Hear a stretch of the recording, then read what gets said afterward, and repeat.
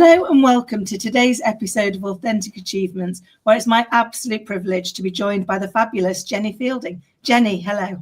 Hi, thanks for having me. I'm so looking forward to this. I've got so many questions to ask, but before we get stuck in, let me tell the audience a little bit more about you. So Jenny is one of the most active global pre-seed investors, having invested in over 300 companies as the first money in. As the co-founder and managing partner of Everywhere Ventures, Jenny has built a thriving community of 500 plus founders and operators who help source, diligence, and invest in the next generation of startups across three core verticals: money, health, and work. Prior to launching her own fund, Jenny spent 7.5 years as the managing director of Techstars, where she invested in a portfolio of companies with a current market cap of over 10 billion. Jenny is a 2-time founder, a lawyer by training, and an adjunct professor at Columbia University and Cornell Tech, and author, which I'd love for you to tell us more about. But before we get into the book, Venture Everywhere, could you bring to life your journey so far, Jenny? Yeah, well, thank you for the kind introduction. So I like to say I'm both an accidental entrepreneur and an accidental venture capitalist. And that's really been the through line of my life and my career. So I grew up in New York City. Fun fact, I actually live, in the same few blocks that I grew up on. But I've traveled around the world, lived around the world, and, I've had some interesting journeys, which I'll talk about later in the book. But I started much more, let's call it traditional for someone who grows up in New York. I went to law school, I worked in finance, and I was kind of on a track. And then in 2007, so about 15 years ago, I had a problem, like a personal thing that I wanted to solve in the world. And I didn't really think of it as I was going to start a startup. I was just looking for a solution for myself. Well, lo and behold, nights and weekends while I was working at JP Morgan, I teamed up with some technical folks and ended up starting a startup. And that was really my journey into entrepreneurship. And yeah, it got me on the path to technology and kind of out of the corporate. So that was a little bit about my beginnings. Amazing. And so often I find when I'm chatting to people, they do become accidental entrepreneurs or accidental investors. And yet I wonder how much of it really is an accident or how much of it is that's our path. We just stumble upon it. But it takes us so much. So you've got so much experience both in that kind of like corporate path and you have a plan for your life, don't you? And then all of a sudden that plan changes. Life throws you a plot twist and something else comes along. But could you tell me a little bit about that first startup? So what was your greatest lesson from that first one, and then we'll move on to what else you've learned as you've gone your journey. Yeah.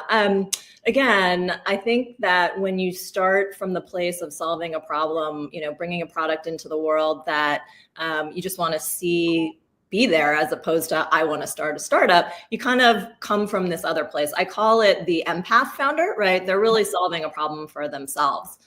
And so my journey was, again, a little bit accidental. I ended up starting a business with, someone that I knew, as opposed to like going and finding the right person. I just needed someone to help me kind of bring the product to life. So I think a lot of the lessons, although, I love this idea of solving a problem for yourself, I think when you start a company, again, being more planful, making sure you have the right co-founders, making sure that, you have a vision for how you're going to go to market. And I didn't really have any of those. I actually started the company in my living room, launched the product, had customers and revenue, and I was still working full time at a bank. And, my friends kind of said to me, I think you better quit your day job and pursue this. And I was like, oh, okay, I guess this is my new profession. So I think the big lesson there was, although, it is a fun story of how I got into business, I think, going forward, and when I started my second company and when I started my fund, which I consider kind of my third startup, it was really about making sure you have the right building blocks in place. And I think that's really important. I love that because we often start something and we don't know what we don't know, do we? And then very quickly, as that startup entrepreneur, you very quickly learn what you don't know when you need to put in. So I love that actually one of the things you took away was to be more planful. I mean, it's scary, isn't it? Taking that first step of giving up the corporate piece and moving into entrepreneurship. But then to also then look at actually, how do I now take that step and into setting up my own fund, particularly as we know that there are so many challenges around women and getting investment. So can you talk to me about that? Because that fascinates me. Yeah, so both of my businesses I've really bootstrapped. So, you heard the first story, starting in my living room while I was working at a bank. Well, the truth is I started my second fund while I had a full-time job at another venture capital fund where I had learned an incredible, amount over a 7.5-year journey. Well, I ended up starting the fund as kind of a nights and weekends proof of concept. I wanted to prove that my thesis could work. I bootstrapped that as well. So actually had 2 jobs for about 2.5 years. I had a co-founder who was also working part-time. And then there was this moment where we had to decide, like, what did we want to be when we grew up? And we decided that we wanted to go full force. But quite frankly, to your point, it was scary. The market had kind of turned in 2022 when we decided to go raise a fund. We'd missed the kind of heyday in tech of 2020, 2021, and it wasn't a great time. And when we went to raise a fund, people that I knew in the ecosystem who'd, followed me, who knew my track record said, you think you're great, Jenny, but problem is we have no liquidity right now. It's really not a good time. There's so many funds. And that was really scary. Yeah. I mean, and that's the thing, isn't it? The market is so volatile. So trying to kind of set up a fund, factoring all of those parts in, is difficult because it's difficult to plan for the unknown, isn't it? And with the market volatility, there's always going to be an unknown. Yeah, I mean, I think that's a good point. I mean, I think as a venture capitalist, your appetite for risk has to be quite high. So, we decided to persevere anyway. We did a lot of prep work. So again, being planful, we did a lot of kind of early conversations with limited partners, the folks that would give us money, just to kind of see, what they thought without sending material and not, doing kind of a formal pitch. And then we were very lucky when we went out to actually raise, we were able to complete that in just a couple of months. And I really attribute that to, and something that I coach founders on all the time is, if there's volatility in the market or it's not, it's not a good time, you're just going to have to do more top of the funnel, meaning that you're just going to have to talk to more people. So I cleared my schedule and I kind of put everything aside. I didn't do, talks like this.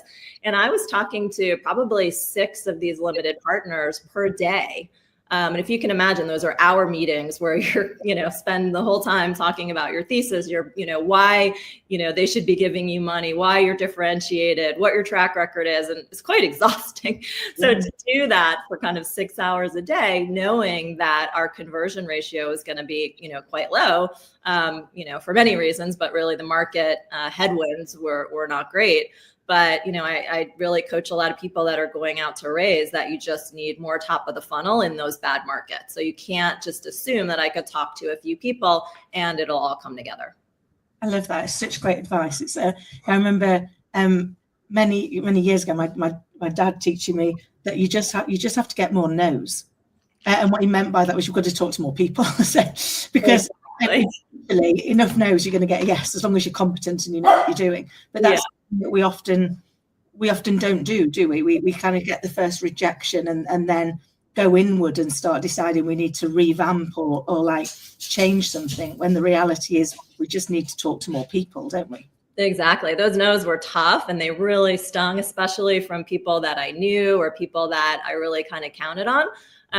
But, I think it just makes you more resilient at the end of the day. So I'm glad that I've had that journey. It also really aligns you with what the founder journey is. I mean, I spend my day investing in companies and coaching and supporting founders, and they're taking no all the time, not just from investors, but every day is that roller coaster of entrepreneurship where you get kind of smacked on the face and you have to get up with a smile and keep on going. And I experienced that, running 2 companies.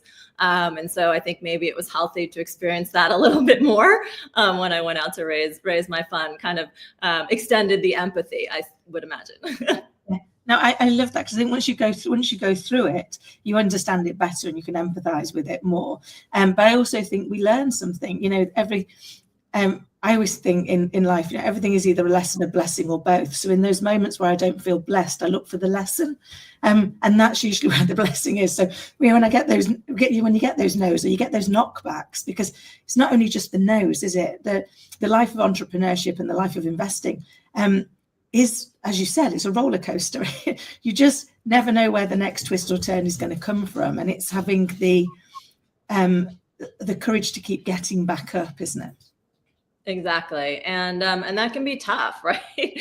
So I think you have to kind of build that resilience. And, actually, I talk a lot about this in the book that you mentioned. I interview 12 founders in 12 countries, building companies far from the glow of Silicon Valley who've had a lot of headwinds. They have grown up in war-torn countries or small villages and haven't had a lot of the advantages that, many people say in the US or even myself had. And to hear their stories of kind of overcoming a lot of these challenges is very inspiring. I love that. And the book is Venture Everywhere, and it's available now, isn't it? Yeah, so just came out, and I'm very excited. So the book is really about global entrepreneurship and what we can all learn from founders building companies around the world. And as I interviewed these entrepreneurs, I noticed some common themes and threads and perspectives about, the way they view the world, which I call the everywhere mindset. So the book is really kind of unpacking what this mindset is and how we can all learn from it and, maybe incorporate it into our daily lives. So I'm really excited about the book, and yeah. Oh, I love it, because I love that within that you've kind of identified that mindset. You've identified that there are some maybe some values, some things that we can set ourselves by that are going to put us in a better place, and that actually it therefore gives you some takeaways that are actionable. Because I think often we can get great inspiration, but then we're a bit stuck with, but how do I implement that? I'm inspired and I want to go further. Right. But the book, you're actually also giving them some ways of actually how to do this, aren't you? Yeah, it's definitely not a 5 ways to run your business type book, but the book is really about having the courage to chart your own path. And here is how some entrepreneurs, have approach that. Here's how I approached it, and here are some tools how you might think about approaching it. So yes, hopefully it's a little bit beyond inspiration. Yeah.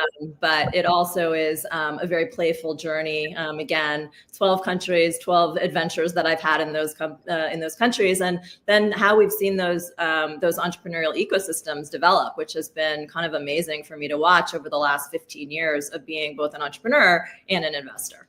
I love that, because it's so many different perspectives, isn't it? And also the fact that you've got those 12 entrepreneurs from those 12 countries, and they're both differing perspectives, because I'm sure they had lots of things that were different within the areas they were operating, but also some real similarities. And I think they're the bits that are always fascinating, aren't they? Because we can sometimes hold ourselves back by going, well, I can't do it because I don't look like that, or I haven't had that background, or I don't have this thing that's coming in. And actually, through their lived experience, yourself and those 12 other entrepreneurs are sharing the fact that it doesn't matter if you're different. In fact, being different is probably going to be what gets you through, isn't it? As long as you've got that passion and drive and resilience to keep going.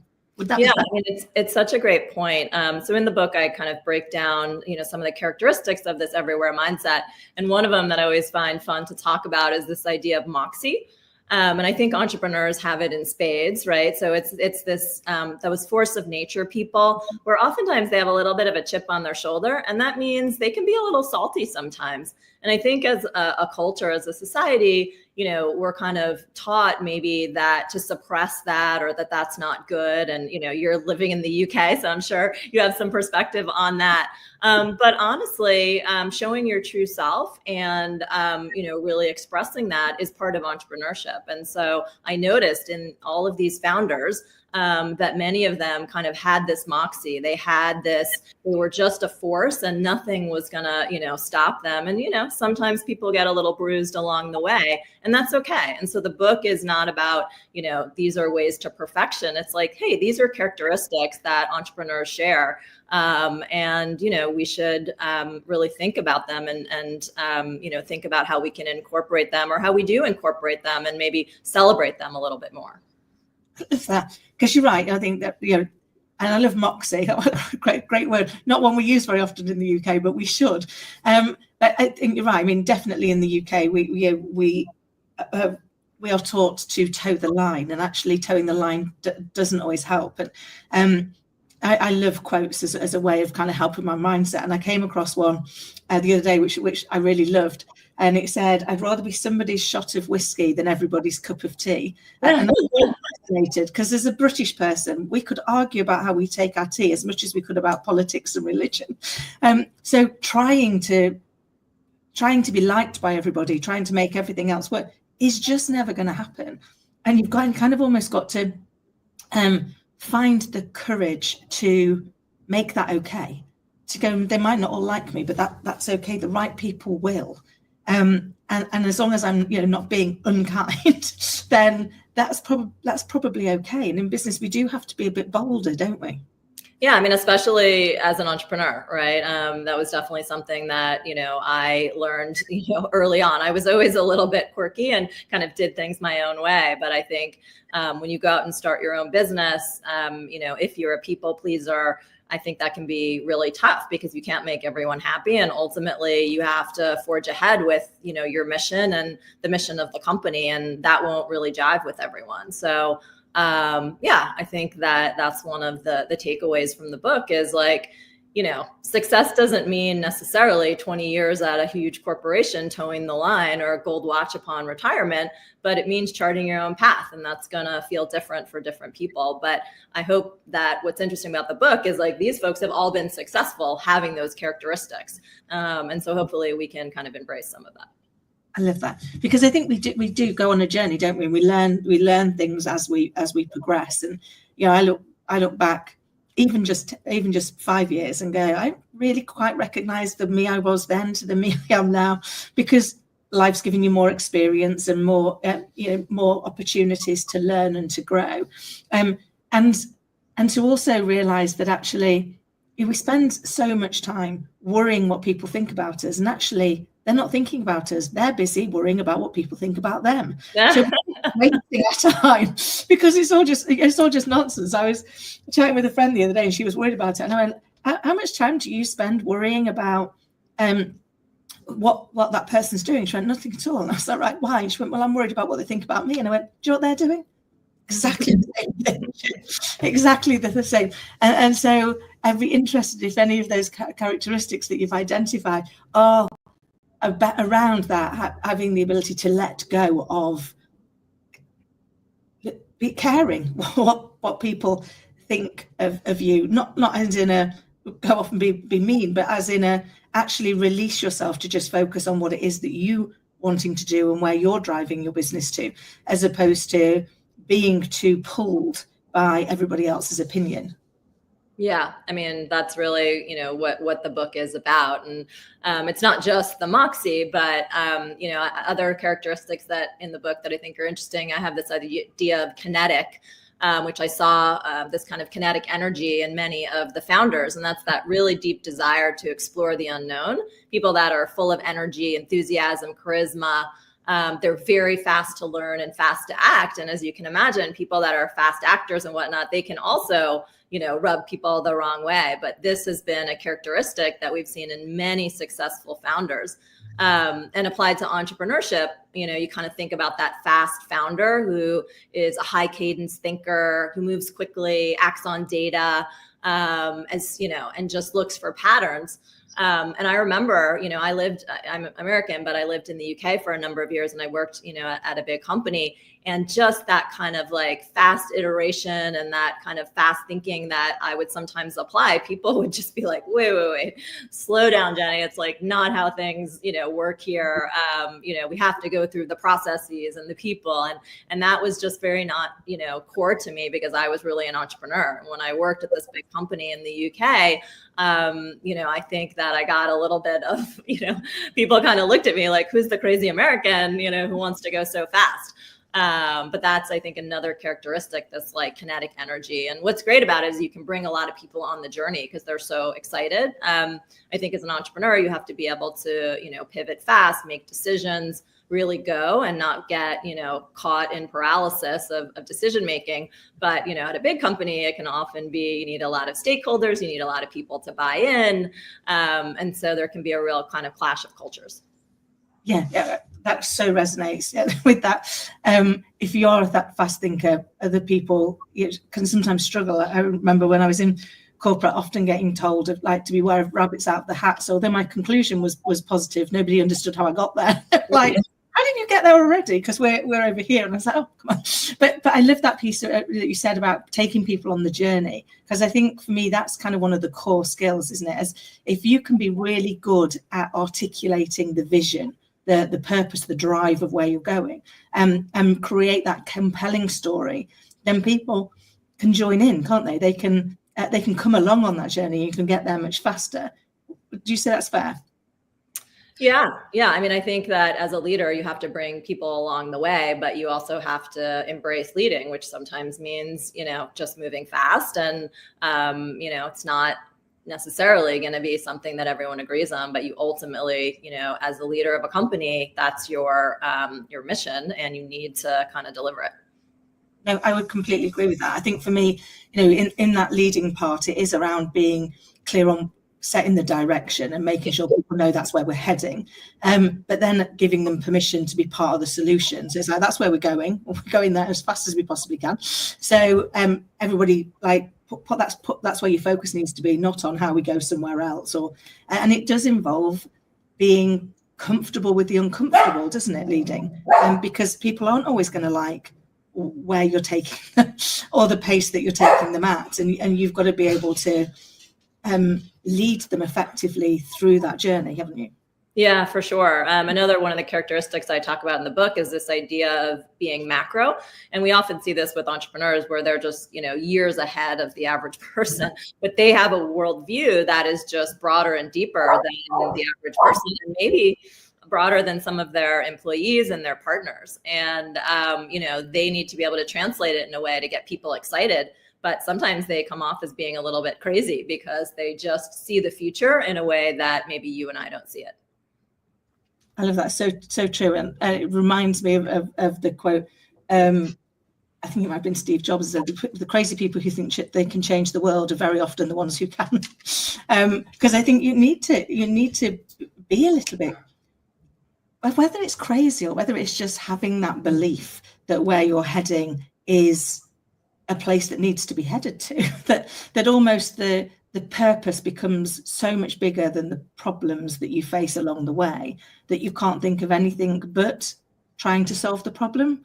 Yeah. And I think, running our venture fund, that's one of the core characteristics that we look for in entrepreneurs is, do they have a vision, which sometimes can be very, broad strokes or kind of a statement. It's like, do they have a vision of a world that exists maybe 5 or 10 years out? So I won't be able necessarily to see it, but they're going to, give me the analysis and their background and their experience of why they think that's where the world is going. And I'm either going to be along for the journey or I'm not. And some of the best investments that I've made have been in things that seemed crazy at that moment in time. But then this happened and that happened and this happened and the world changed, right? And so we've seen that many times, whether it was, COVID or cryptocurrencies or just some of these like new technologies that came in so quickly, or even AI.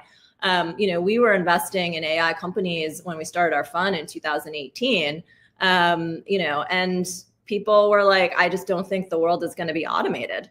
And now just the rapid, the rapid growth of automation and everything, and what people are able to do just in the last, couple of days, weeks, months, years is kind of incredible. And so we're just seeing the rapid change, and it's pretty impactful.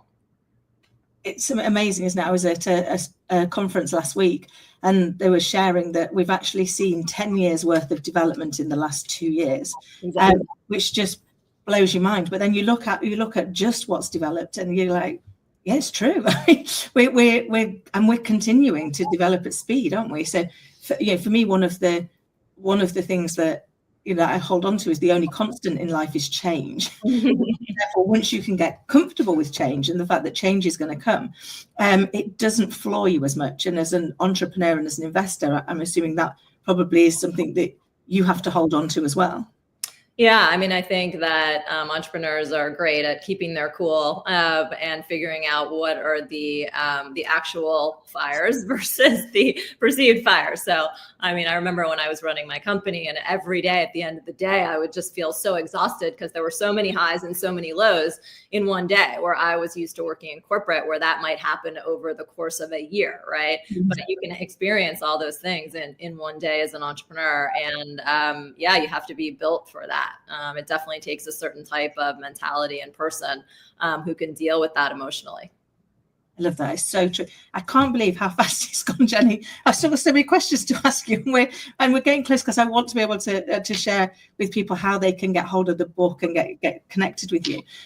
You've shared so much great advice already, but could I ask you, if you had to go back and give your younger self a piece of advice, what would it be? Yeah, I think I spent, my 20s exploring different, career paths. I worked in law, I worked in finance. And for a long time, I thought that maybe if I didn't have that, I could have gotten to my kind of true north, or what I consider my life's work, which is what I do now.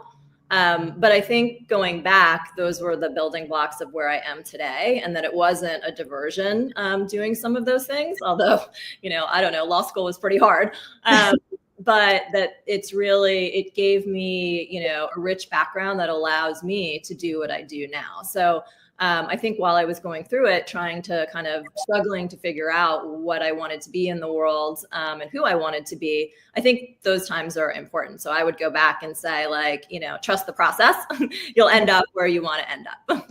I love that. That's such great advice, because I think often we get so focused on the destination that we forget to enjoy the journey. And actually, the journey is there for a reason, isn't it? Because it brings, like you said, that rich tapestry that is now helping you to live your life's work. What next for you?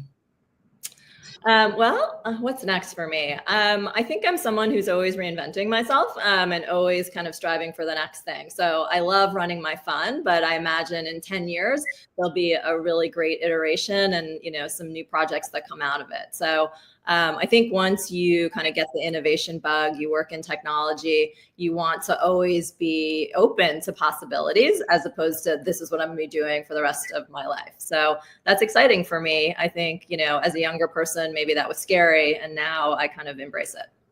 I love that, and look forward to seeing all of those successes. But could you now share with us the book? So how people can get hold of it, and how people can connect with you? Yeah, well, here is the book, Venture Everywhere. You can order it on Amazon. It comes, gets delivered globally. It's been really fun the last couple of weeks, getting photos of people showing me the book all over the world. Literally, South Africa, Israel. Someone sent me Australia, got delivered too. So Amazon delivers everywhere.